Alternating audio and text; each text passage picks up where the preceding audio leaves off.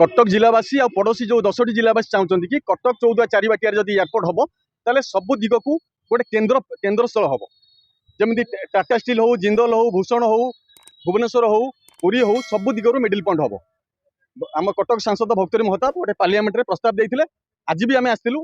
आम मोहन माझी जे मुख्यमंत्री मोहन माझी को प्रस्ताव देलु मोहन माझी प्रस्ताव रखिले से कहले ठीक अच्छी प्रस्ताव जेहेतु तुम देच आगुरी भी आम तुम प्रस्ताव अच्छी पार्लियामेंट कथा पड़ी एटा आम आगू को प्रोसेसिंग करूँ।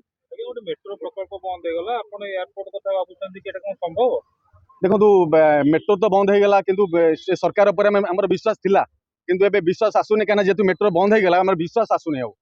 किंतु एयरपोर्ट पर आमर विश्वास आसुने किंतु तथापि गोटे लास्ट शेष विश्वास आम रखुचु काले जदि एयरपोर्ट करदेबे ए लोक सरकार जदि काले काले कर दे पारंती किंतु जेतु मेट्रो बंद हो गला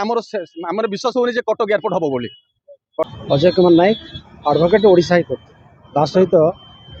बायुमंडी संगठन उपसभापति कहले सर आज विभाग आसले कोन दाबी रही सीएम ग्रीवांसेस आम दाबी रखिलु जे कटक प्रति चरम अवहेला होची कटक सब ऑफिस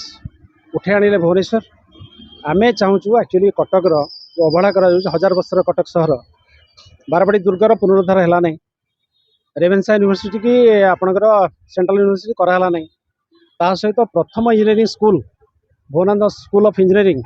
तार अपग्रेडेशन है ना विश्वविद्यालय मान्यता पाला ना ता सहित शैलवाड़ा महिला महाविद्यालय जोड़ा कि माने प्रथम महिला महाविद्यालय ओडिशार ताकू यूनिवर्सिटी न करी रमादेवी के कले कौन असुविधा ना कि शैलवाड़ा कहीं कराला ना एटा गोटे दाबी ता सहित डीजी ऑफिस रिनोवेशन होनी एटी कमिशनरेट रहा किंतु माने डीजी ऑफिस कौन पुनरुद्धार है ना कि माने कौन कार्य है मुख्य दाबी था एआरसी चारबाटिया जोड़ा कि पार्लियामेंट उठे आम सांसद मानव सांसद भर्तृहरि महताब से एक्चुअली से पर्यंत तार रेकमेंडेशन है नहीं समग्र भारत वर्ष में 39टा माने डिफेन्स अंडर जोड़ा थिला जोड़ा कन्वर्सन हो गला सिविल एयरपोर्ट किंतु एपर्यंत चारबाटिया को करालानी तापरे आम ताकू दाबी रखीचु जे मुख्यमंत्री दाबी रखीचु जे एआरसी चारबाटिया को सिविल एयरपोर्ट में परिणत कर दाबी अच्छी मुख्य दाबी ता सहित सबुआड़े आप देखो ब्रह्मपुर संबलपुर एवं कौन कहले भुवनेश्वर तो आईटी सेक्टर अच्छी सब अच्छी इन्फोसिटी 2 है कि कटक में कौन आईटी कौन कंपानी बसागला ना कारण हूँ कौन एयरपोर्ट ना बोली करा सहित कौपाई आम जाना चाहूँ कौपाई आपणकर कटक प्रति चरम अवहेला करा गत दशहरा मुख्यमंत्री निजे कही जे कटक को स्मार्ट सिटी परिणत करवा किंतु एपर्यंत स्मार्ट सिटी तो कौन कि ना कौन कार्य भी किसी ना एवं गोटे खाननगर पाखे बसस्टाण पाखे गोटे रास्ता होता है भी बंद हो कौन कार्य ना कटक प्रति चरम अवहेला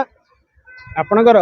मोदी जिते बड़े प्रधानमंत्री हेले बनारस निर्वाचित हेले आपणकर बनारस को स्मार्ट सिटी कराला से समय सहर कटक एपर्यंत अवहेला पाखे यही पाखे भुवनेश्वर पाखे थाईकि प्रति चरम अवहेला कराऊँ तेणु आम ए विरुद्ध में आम गोटे दायित्व देईसु मुख्यमंत्री की परवर्ती समय जदि मुख्यमंत्री न शुणे तो निश्चित भाव में आम राजस्व बोलेबू सन्देह आलोचना एक्चुअली कौन कहले हो पारा ना डिटेल्स कहीं ना अन्य मंत्री मैंने से कहले अलग अलग आणतु माने डिपार्टमेंट वाइज अलग अलग आणतु आम शुणी तेणु आम आम देचु मोटामोटी देचु कि दाबी शुणी बोली भावुँ जदि न करेंगे ताहले नेक्स्ट आम अलग अलग डिपार्टमेंट वाइज आनी कटक सांसद जहाँ रखी आगुरी जो दाबी रखी थे पार्लियामेंट रे से पर्यंत कौन कहले कार्यकारी होनी कारण आप देखो बरेली रे होगला नुआ दिल्ली होगला सब होगला सब एयरपोर्ट कन्वर्सन होगला इवन भी राजगोविंदपुर से भी होगला किंतु कटक करा एआरसी चारबाटिया जोड़ा कि एक्चुअली 2400 एकर अच्छी जदि भुवनेश्वर आम कहूँ भुवनेश्वर एयरपोर्ट बंद करने